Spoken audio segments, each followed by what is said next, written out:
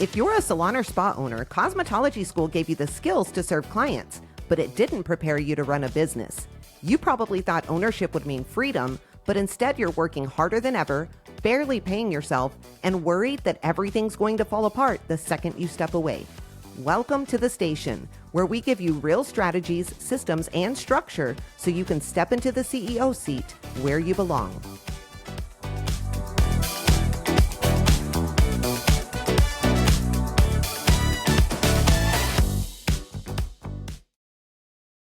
Hey friends, welcome back to the station. This is the podcast for salon and spa owners who want to build a business that doesn't just look good on the outside, but actually supports the life that you want to live.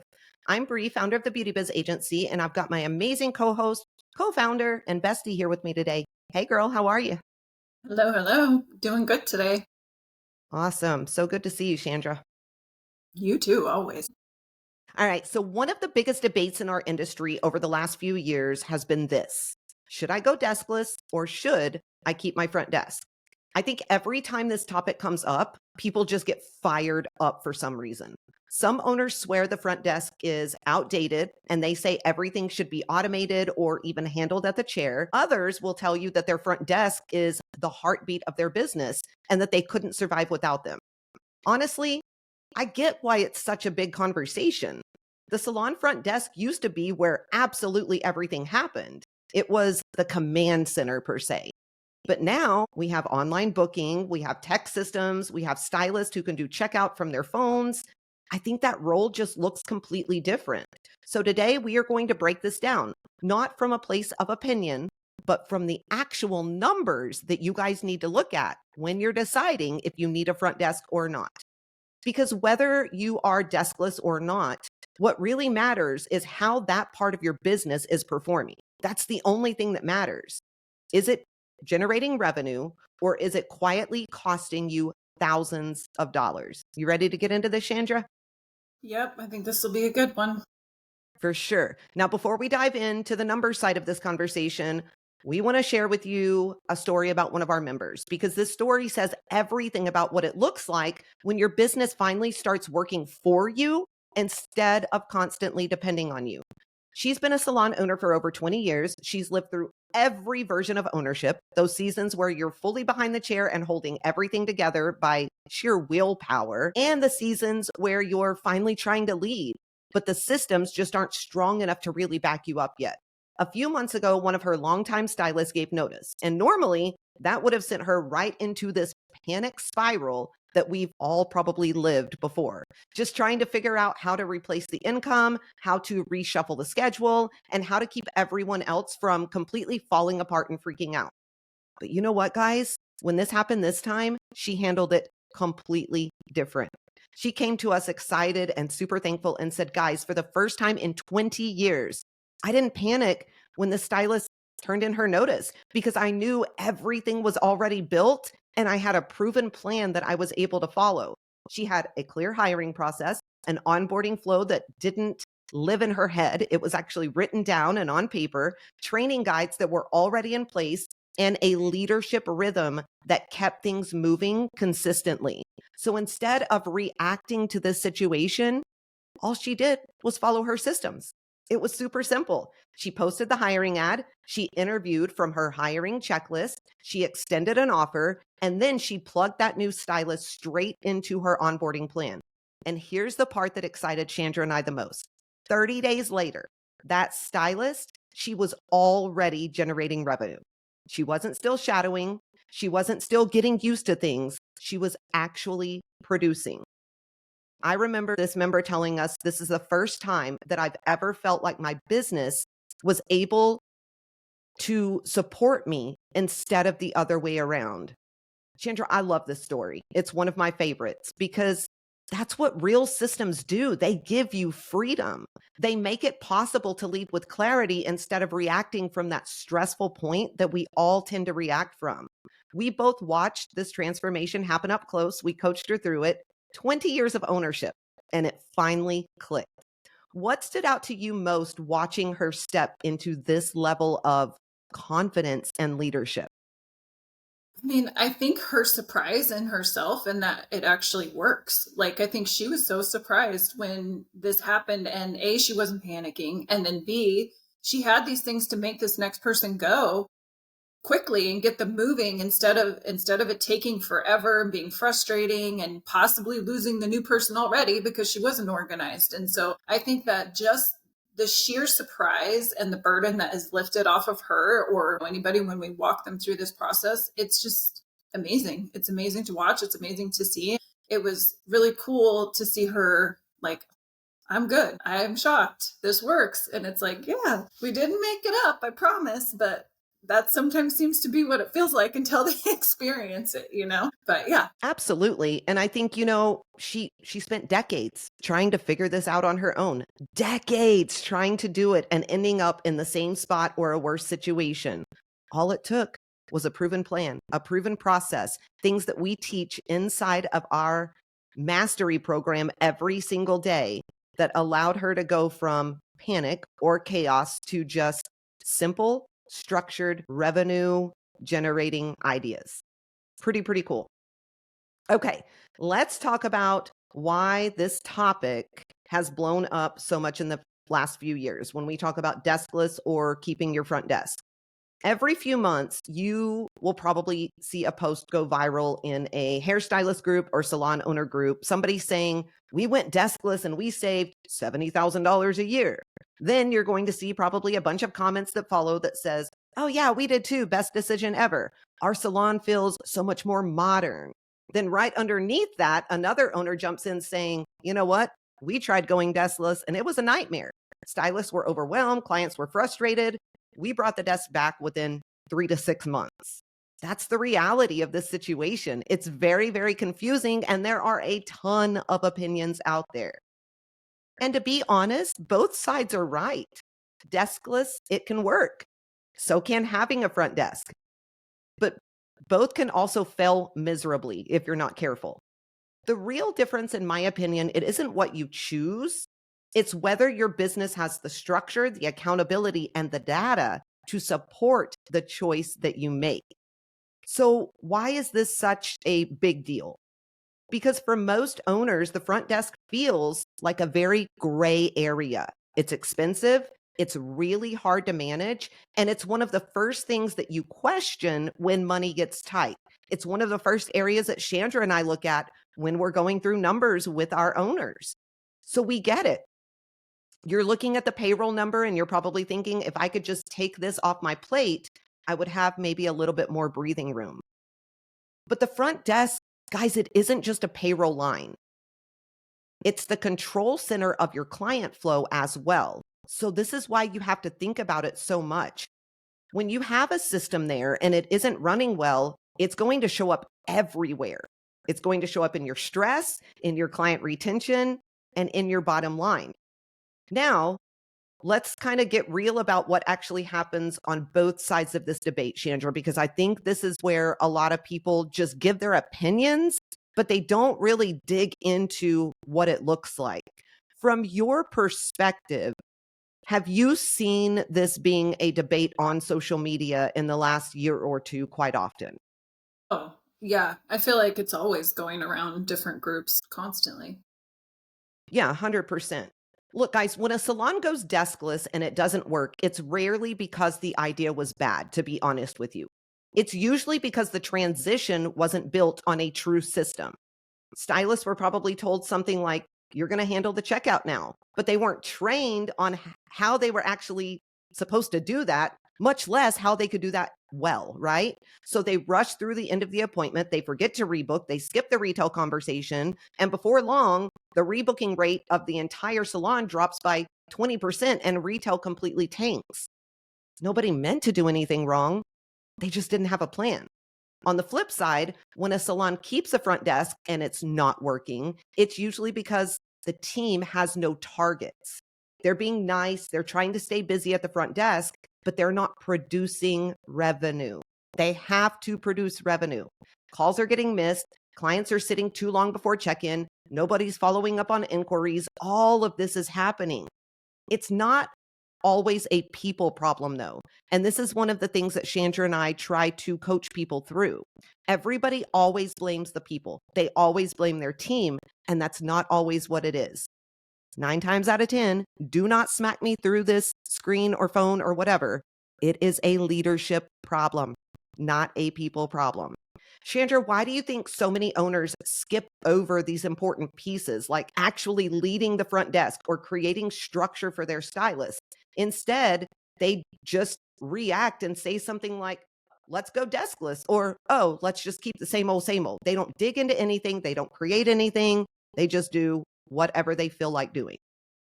Yeah, I think a lot of times the front desk gets forgotten. Like the owners are always focused on the service providers, the people bringing in revenue. They're not training the front desk properly. They're not making sure they know what they're supposed to do. They're not giving them goals to hit. They're just kind of floundering around, and then the owners get frustrated because they're not doing their job, and then they get mad and they're paying all this money for somebody not doing their job. And so I feel like that's what happens a lot. I think a lot of times the front desk is almost like an afterthought, like we need it, but we don't really do anything with them.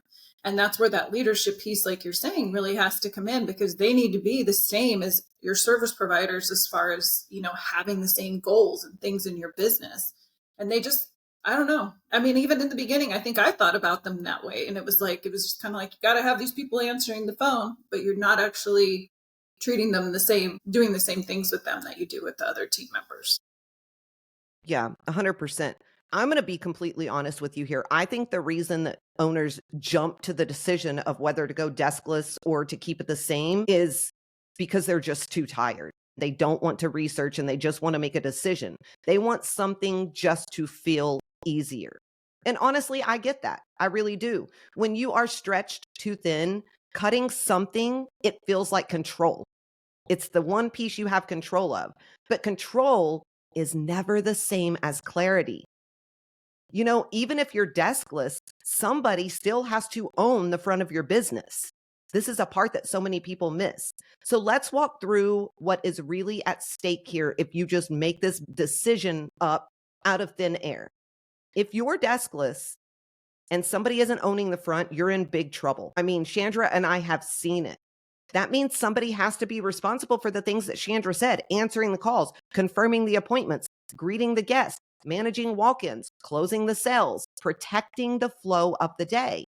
If your stylists are taking all of that on, it is going to have to be very defined and it is going to have to be trained in detail. Otherwise, it is going to turn into whoever's free is just going to handle it, which is going to lead to inconsistency. And I'm going to tell you guys, inconsistency costs you a crap ton of money. 100%. Clients are going to start to notice the little things: a missed greeting, a rushed checkout, an unanswered phone. Those things are going to add up to a feeling, and that feeling is going to determine whether they come back or not to your studio. Chandra, how many times have we seen owners blame marketing or blame the industry just being slow or the economy, when really it was their front end experience that lost the clients, and that's why they're not making the money that they were? Oh, yeah. I think that happens all the time. I think that front desk is kind of make or break for your business, how you go about it, whether it's deskless or there's a human. Either way, that is the front line of your business. And that's part of that guest loyalty and the guest trust, is that consistency that's happening always up there first. Yeah. Retention is always the issue. And retention starts with systems, period.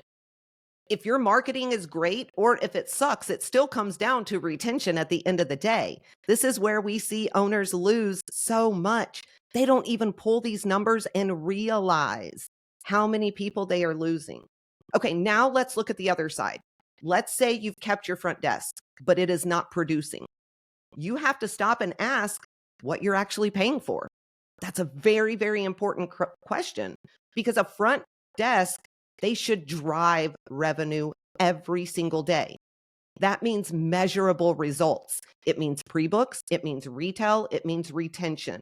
If they are not impacting those numbers in your salon business, they are a very expensive comfort zone. That's the way I like to look at it. And I want to be really, really clear. This isn't about you guys just firing people. It's about redefining the purpose of what you're doing.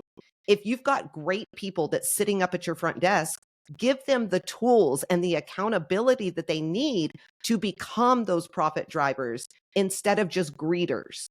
That's something you have to focus on. Train them on scripts, conversations, how to convert people, how to track results on a daily basis. Because if that team isn't led, they have no idea what to do, and that's not their problem. They're guessing, right? And guessing in business is going to be one of the most expensive things that you do.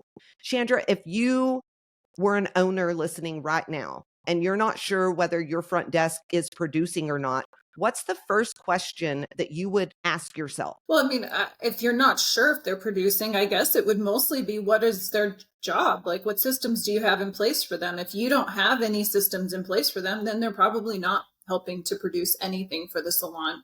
And I think that, I would also look at like how often are you checking in with your front desk team? How often are you making sure that they are staying on task and handling things to your expectation? Because I think most of the time that's not happening. And that's what's losing that retention. That's what's losing those clients to come back if you have that inconsistent experience up there and you don't even know you have it. So I would definitely check in on that stuff first.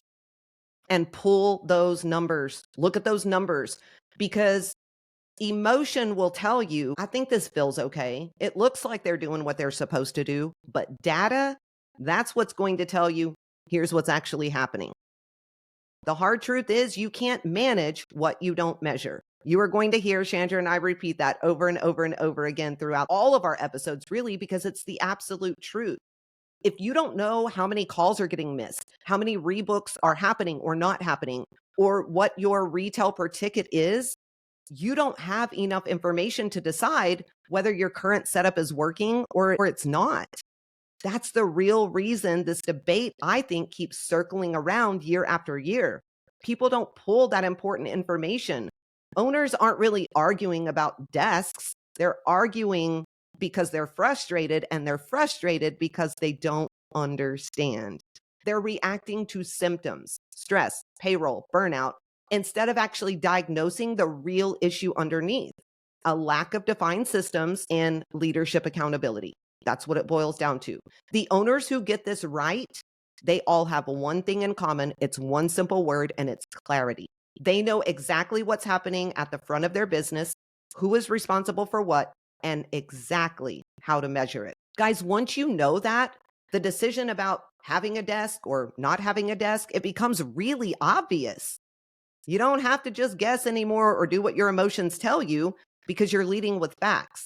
And that's what I want you to really, really understand from this conversation. The setup doesn't decide your success. The systems do. Period. Mic drop. That's just what it is.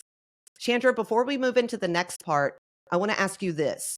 When you are coaching owners through big operational decisions like this, because this is a big operational decision, what is the one mindset shift you wish that they would maybe make a little sooner than they usually do? I mean, I really think the biggest mindset shift when they're making those changes is kind of being the leader, like you said, actually not being an emotional reactor and actually looking at data to help them make that decision instead of just I'm annoyed with the front desk people, so now we go deskless and that's it, right? Like I think it's just having that mindset shift to actually know, okay, what do I look for? What is that data to tell me which direction I should take this? Oh yeah, I agree.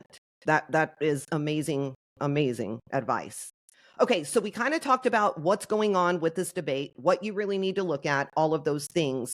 But we want to give you some steps that you can start with today if you are wanting to know if your front desk is generating revenue, if you're trying to decide if you want to get rid of your front desk, or if you're trying to decide to bring it back. So here's some things that you can do. Step one, track every missed call for 2 weeks.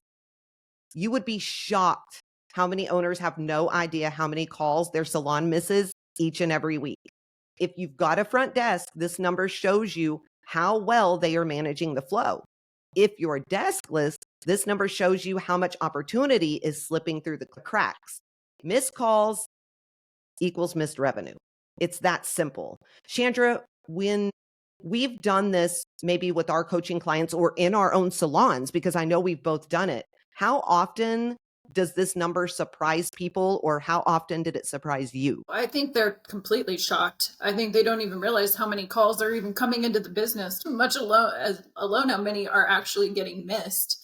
I mean, I even sometimes now, we have front desk and they'll get busy and the phone will ring to my phone if they don't pick it up in a certain time. And I do it on purpose so that I can actually see, like, how many times is this not actually getting answered? And even though it's rare, it still even happens now. Like, what's happening over there? So then, of course, like, I'm trying to figure out what's going on. But I think they're always surprised and shocked at how much lost business there is just from that one simple thing. Absolutely. It's always way higher than they think it is. And when you guys spin it a little bit and you put dollar value on it, it is so freaking eye-opening. If the average service ticket in your salon is $150, let's just say, right?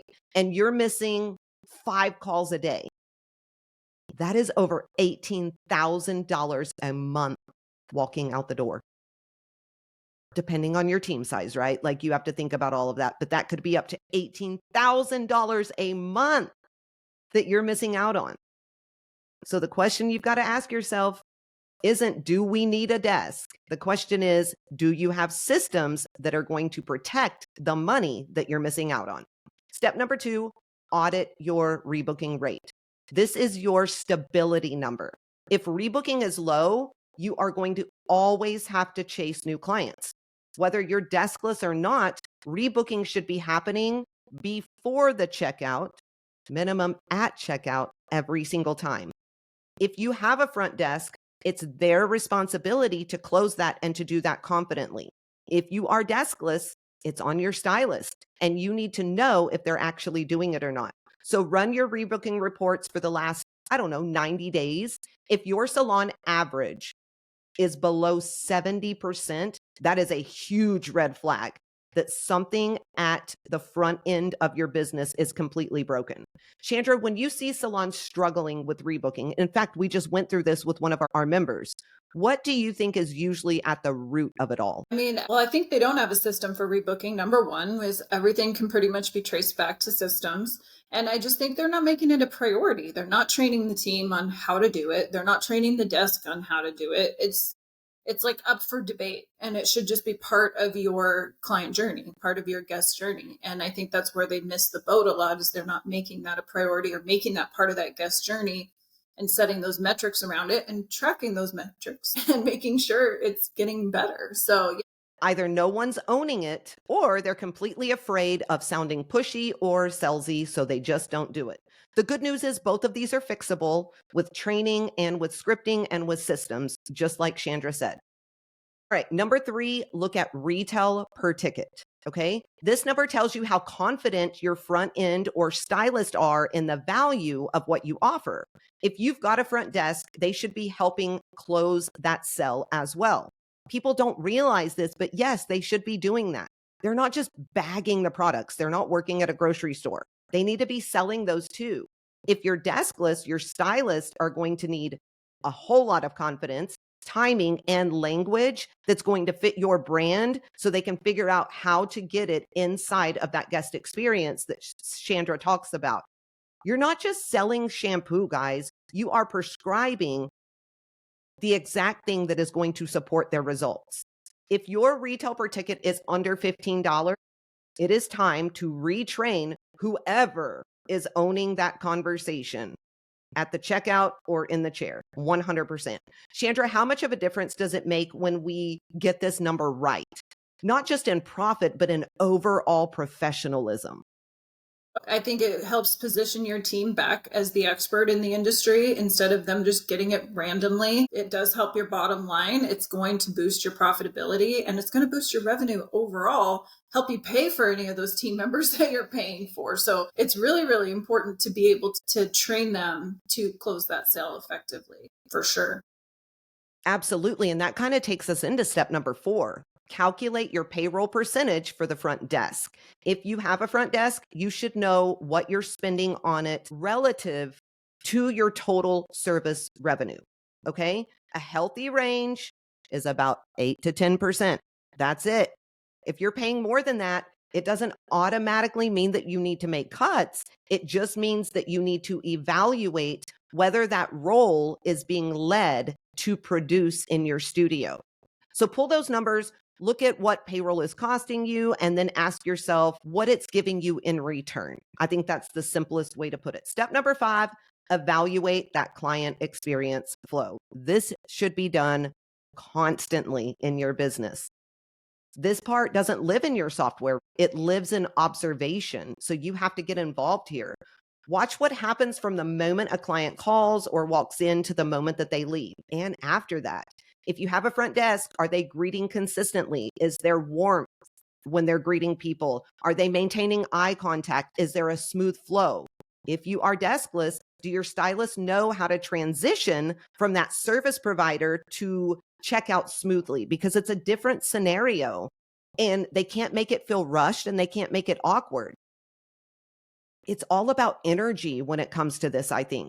The front end sets the tone for your culture and for your brand experience. And if you're hearing clients say things like, you know what, I don't know who I'm supposed to check in with, or I felt like I was in the way, that's feedback, guys. And you need to take that very, very seriously. Chandra, why is this so important? I mean, I think that's going to be one of the biggest drivers in your business. So you've got to make sure that you've got that dialed in 100% and that everybody is performing it the way that you expect it to be performed. Because that, again, what we say all the time, consistency is king. You have to be consistent in everything that you do. And I think that's one of the pieces of the puzzle to really, boosting that client retention and making sure everybody's doing what they need to be doing. Absolutely. All right, step number 6. This is BBA mantra right here.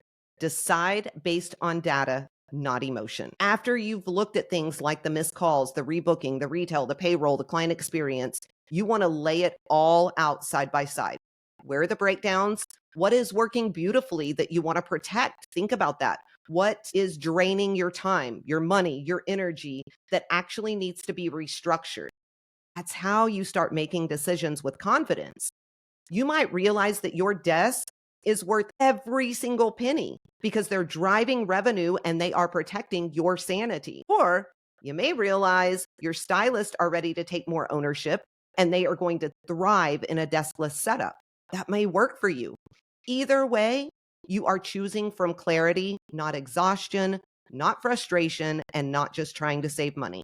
Chandra, if there's an owner listening right now and they feel very, very overwhelmed by these 6 steps that we gave them, what is one simple place that you would tell them to start? I mean, I would kind of start with what you're currently doing with your desk and then analyze the data for that. See exactly, is it worth it? Is it profitable? What are we missing? What's happening? Because I think that's going to tell you which direction you should go and which steps you should take next. Because if you don't even know what's happening up there, or you don't have a plan up there in place now, then I think that all of that stuff is just, you're going to have to do all of it. So I think really analyzing where you're at and then deciding exactly where you should go based on that information that we just went over. Exactly. Start small if you have to, but start somewhere.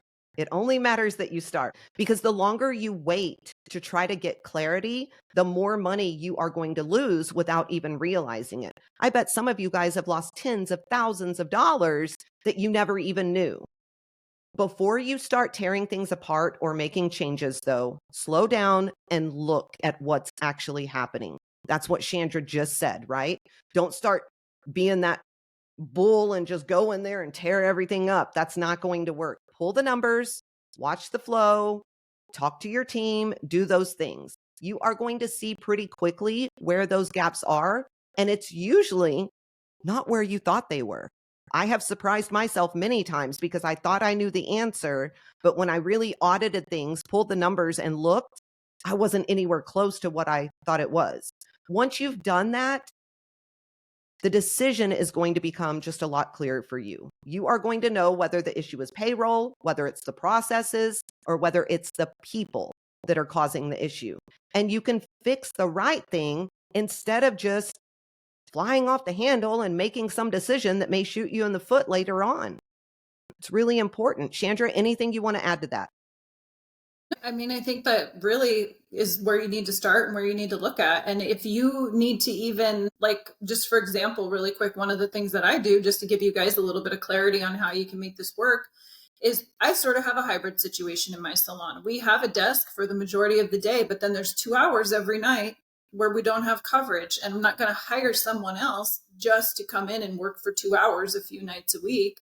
And so we've trained our team, our assistants at night to take over that part. So they go to the stations and they check people out. They make sure they're answering the phone. They make sure our guest journey is still being followed, but it can kind of take on a different life when you need it to. So I think really analyze everything that you have and see what is the best fit for your specific situation, because everybody's got a different situation. Whatever is going to make the most sense for you is the direction that you should go with it. So don't make it so complicated. Just make it simple. I feel like that's where everybody goes instantly, is they're like, I'm going to blow everything up and I'm going to start over. And it's like, you don't need to do that. You need to like just take a step, figure out the best thing for you, and then start moving in that direction. Yeah, I think that was a great example for you to share too. So thank you for sharing that because I think that is important. And this is one of those decisions to where you are going to get clarity if you do everything that we talked about, but it shouldn't be a real rushed decision unless you are in big financial trouble and you have systems that you can go deskless with. So it can't be a rash decision for sure. Okay, let's switch gears for just a second and jump into today's listener question. Chandra, this one says, I've got a stylist who's been with me a long time and she is absolutely amazing behind the chair, but she's really resistant to any kind of change. Anytime we update policies or systems, she gets really frustrated. She pulls back completely and shuts down. How do I handle that without losing her? Okay, so I have one of those, so I can speak to this firsthand. When you know those personalities, I mean, one recommendation I have is I when I'm going to make changes, I actually will pull that person aside and I will talk to them sometimes first, depending on what it is, but most of the time I will. And I will make sure that they feel comfortable. I'm like, okay, I'm going to do this. We're going to make this change. I know you don't like change because we're very transparent in my salon. So we're open about it. I know she doesn't like change. She knows she doesn't like change. So I'm trying to work with her to make sure we can have the best transition into whatever we're trying to bring in, whatever policy or anything like that. So sometimes when I have somebody like that, that's what I do. I try to be respectful because of their freak out, because that's what they do. And there's nothing you can do to control that, and just kind of try to make it be as smooth a transition for them as possible. So then when I announce it, they're not like, oh my God, they've already had time to process. They've already had time to work out, ask their questions, do their things, and then happy day, we move on. Yeah, that's actually great information. I bet a lot of salon owners would have never thought to do that. So I love that you do that. I think something that we need to remember too is that resistance usually comes from fear. It's not really from defiance. When somebody's been with you for a really, really long time, they've built comfort in how things are. So when you start tightening systems or asking for more accountability, it can feel like they are losing control or losing status in some way. We're not meaning that, but that's what it feels like. And I think this is where leadership really matters. You have to separate the emotion from the standard. You can acknowledge their feelings. I know this is going to feel different, but you can do that while also standing firm in what your business needs. So you still have to make the decision, even though they aren't, completely comfortable with it sometimes because it's what's best for the business. I think that's really, really important. Chandra, how do you help owners kind of walk that line between empathy and holding the line? I know we've answered this before, but I feel like a lot of owners really struggle with this. Yeah, I think a lot do. And that's one of the things that I always feel like I'm a little frustrated about sometimes when I'm trying to help them, because I'm like, oh my gosh, yeah, this is so easy. So I think the biggest thing is really like it's black and white. Like whatever you're doing with your salon, your business, your policies, your values, your everything, it's black and white. And you have to stick to that no matter what. But that doesn't mean you go around like an iron fist and be a crazy person all the time. It means this is how it is. This is how we are. This is our culture. This is what we do. Whatever it is that you're trying to change or do or create. But you have to always come in with that mindset of, like, I don't put myself on the employee side necessarily, but I always think if I were working for someone and I was presented this information, or I was going to have to walk into this change or whatever that is, how would I receive it? Right? Like, am I going to just be talked at and whatever, and then the owner's just going to disappear? Or, are they going to have some empathy, like, for whatever it is? Help me walk through that transition. Help me be part of the transition. And I think that's where empathy kind of comes in, is when you're dealing with people, right? And you're working with people, and you have to be cognizant and empathetic in a way to whatever it is that is the black and white rules, or whatever you're trying to grow or do. And I think that's where you have to learn that fine line between those two things. You can't just expect people to fall in line because you said so. You have to be there to help them do that. You have to be there to help them with those things. And so that's would be my advice when you're trying to walk that line between empathy and holding the line down, right? You know what fascinates me every week when we get on here and we're talking about all this stuff is we realize how much there is for owners to do. Like, there is so much. And this is why we want you owners out from behind the chair, or at least to have that choice, because there is so much that is sliding through the cracks that you're not even aware of, that can make your team stronger, your business stronger, bring you in more revenue, bring you in more profitability with every single thing that you can, attend to and take care of. And so we're saying this because we've been through it. We saw all of these things slip through in our own business. We were able to pull ourselves out and realize the huge list of things that we needed to really pay attention to once we were able to. If you're out there, you're listening to this and you're realizing that you've been going back and forth about whether to keep your front desk or to go deskless, here's what we want you guys to walk away with today. You don't need to copy what every other salon out there is doing. You just need to understand what is going to actually work for your studio, for your business. Don't ever make the decision out of frustration. Make it from clarity. And we told you how to get that clarity.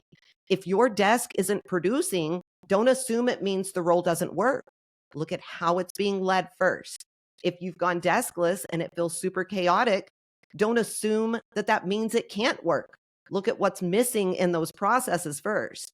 I don't think there's a right or wrong model here. There's only what's structured, what's led, and what's working. I mean, that's the biggest thing. If you are out there and you are ready to stop guessing, start measuring, and build a front end system that truly will support your salon business, this is the time for you guys to lean in and get these systems and processes created. Because when that part of your business runs well, everything in your life is going to get easier.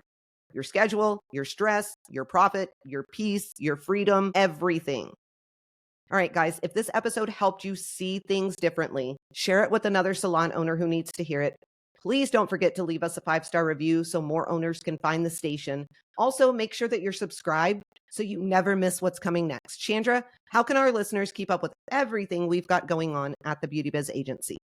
Yeah, make sure you're following us everywhere on Facebook and Instagram at the Beauty Biz Agency, and on TikTok at the Beauty Biz Mentors. And definitely stay in touch. Shoot us any questions. We love to, help our listeners. And so if you can send us some questions, we can try to answer them on the podcast or when we're doing some other stuff. Absolutely. And go visit our website, www.thebeautybizagency.com. We have a ton of free resources. We've got a ton of information that you can use and implement almost immediately in your salon business. And if you're ready to get out of the situation that you're in, we have coaching options that fit pretty much everybody's needs. So be sure you check that out. With that being said, that's a wrap for today. You've been listening to the station where salon owners stop babysitting and they start leading like the CEOs they were meant to be. Until next time, set that standard, keep your system strong, and make sure every part of your business is working for you, not against you. Now go out there, make bank, run the show, and ditch that chair. And as always, keep slaying those business goals with a whole lot of swagger.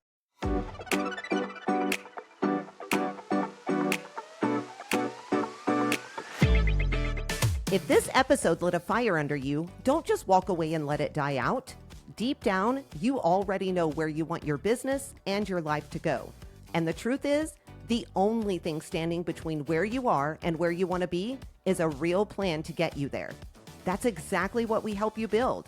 So if you're ready to stop trying to figure it out on your own, head to thebeautybizagency.com and book your free strategy call. That call can give you the clarity that you've been needing and a real plan to move your business forward. Because at the end of the day, the only thing standing between you and the salon business you've been dreaming about is whether or not you're willing to take the action and the steps in order to build it.